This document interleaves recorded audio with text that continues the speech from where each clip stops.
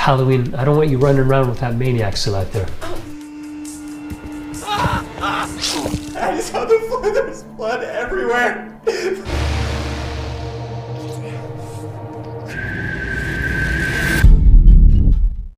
Film diawali pada malam sebelum Halloween di tahun 1987, di mana dua orang perawat rumah sakit jiwa tampak tengah memperdebatkan seorang pasien bernama Benjamin yang baru saja dibebaskan hari itu.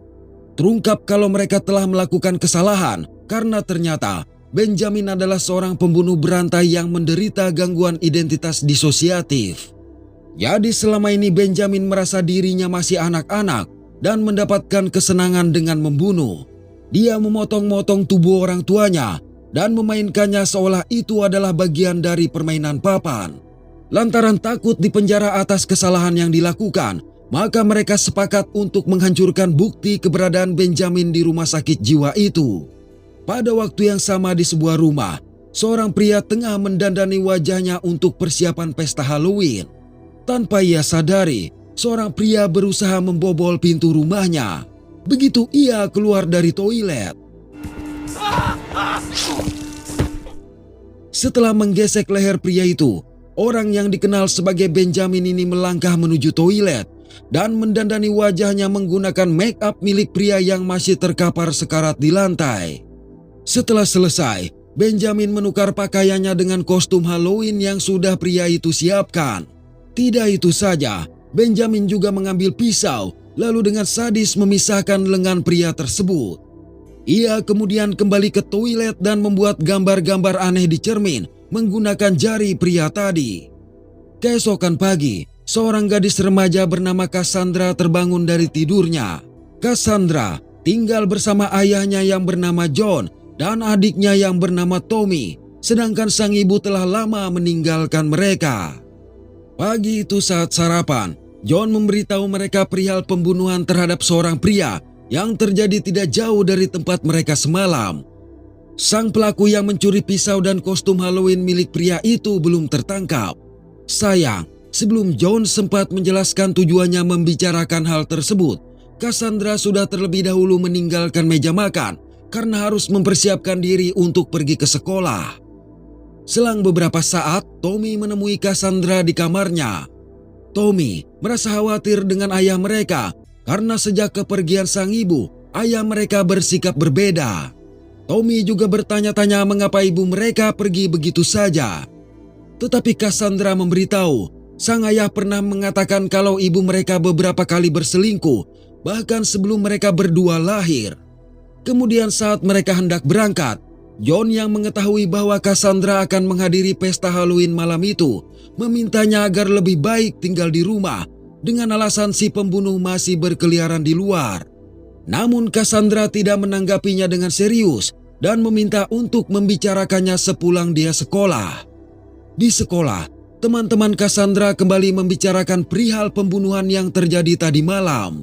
Berdasarkan informasi, peristiwa itu terjadi di sebuah rumah yang berada tidak jauh dari rumah sakit jiwa, membuat mereka berpendapat pelakunya kemungkinan salah satu pasien sakit jiwa yang melarikan diri. Hanya saja sepengetahuan Cassandra, rumah sakit jiwa itu seperti benteng, jadi sangat mustahil untuk melarikan diri. Pada waktu yang sama, Benjamin mendatangi sebuah rumah dan duduk di teras layaknya sebuah patung Halloween. Sedangkan sang pemilik rumah yang juga duduk di teras tidak mengetahui kehadirannya. Selang beberapa saat, seorang ayah dan anaknya datang ke rumah itu untuk meminta permen Halloween. Si anak sempat merasa takut melihat dandanan Benjamin. Tetapi ayahnya mengatakan itu hanyalah orang-orangan sawah untuk dekorasi Halloween. Ketika mendengar pintunya diketuk, pemilik rumah masuk melalui pintu samping tanpa menyadari Benjamin mengikutinya. Setelah pemilik rumah memberikan permen kepada si anak, ayahnya memberitahu orang-orangan sawah yang ada di terasnya cukup menakutkan, membuat wanita ini bingung karena tidak melihat apa-apa di terasnya. Namun baru saja ia menutup pintu, secara mengejutkan Benjamin muncul menghadang dan langsung menyerangnya. Kekejaman Benjamin berlanjut dengan memaku lengan wanita itu ke lantai, lalu memisahkan salah satu lengannya sebelum pergi meninggalkan tempat tersebut. Sementara itu, Cassandra dan temannya yang bernama Sarah mampir di sebuah kafe setelah membeli kostum Halloween. Ketika mereka sedang asik mengobrol, Benjamin memasuki kafe itu juga.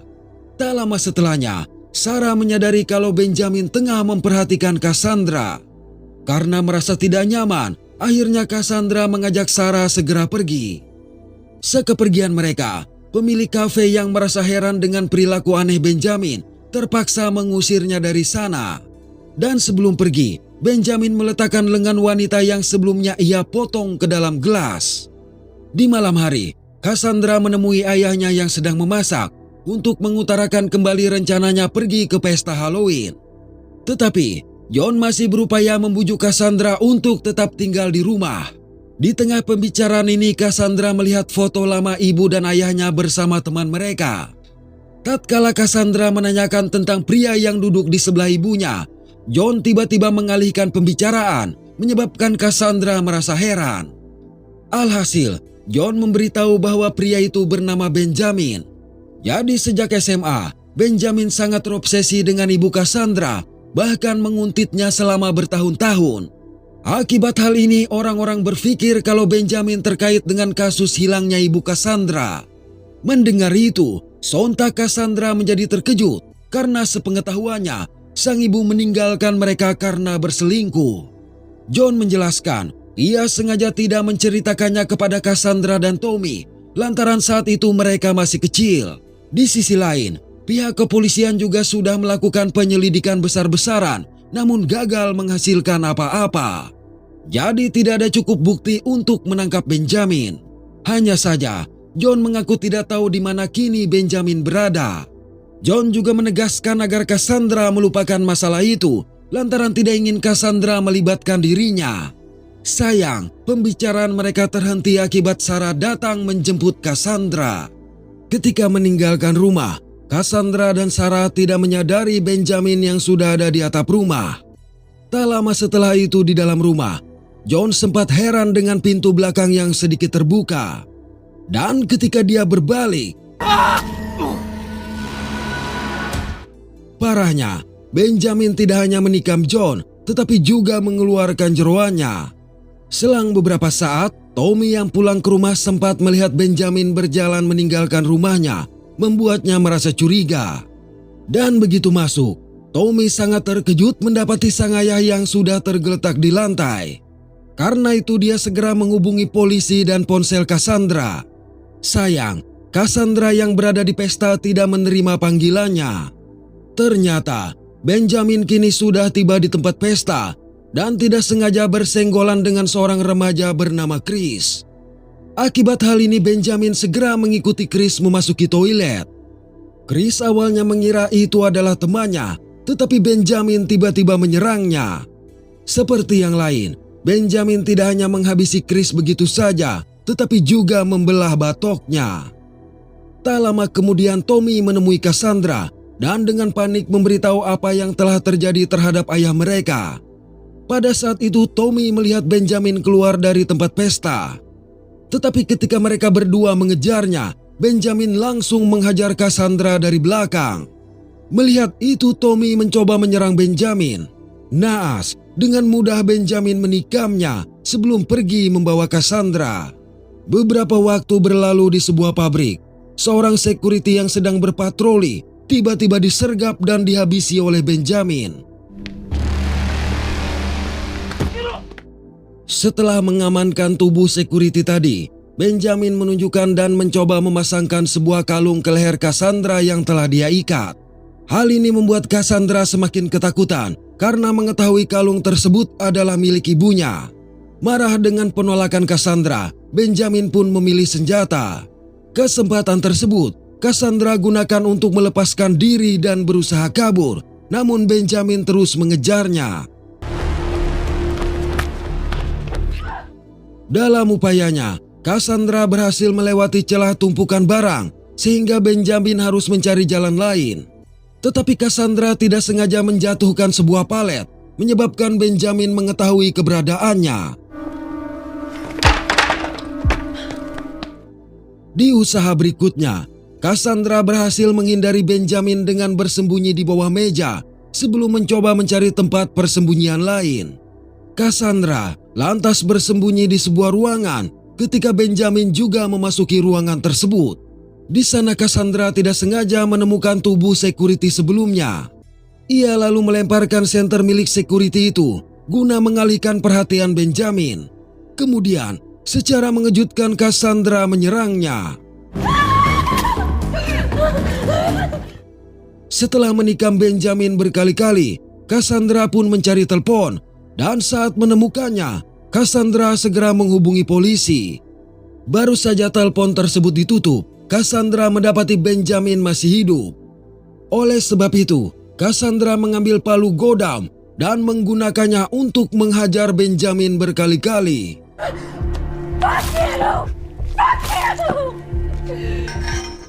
Dari tangan Benjamin, Cassandra mengambil kalung milik ibunya. Jadi bertanya-tanya bagaimana Benjamin bisa memiliki kalung tersebut. Penasaran, Cassandra berniat melihat wajah di balik make up orang-orangan sawah ini. Tetapi sebelum ia sempat melakukannya, dua orang polisi datang ke tempat itu. Namun, mereka mendapati Benjamin telah menghilang. Selang beberapa saat, Cassandra dikejutkan oleh kemunculan ibunya yang ternyata masih hidup. Bila diperhatikan, ibu Cassandra adalah perawat rumah sakit jiwa yang muncul di awal film. Yang lebih mengejutkan lagi, ibunya mengungkapkan bahwa Benjamin adalah ayah kandung dari Cassandra. Berarti selama ini, ibu Cassandra sengaja meninggalkan mereka guna memastikan Benjamin tidak mengganggu keluarganya.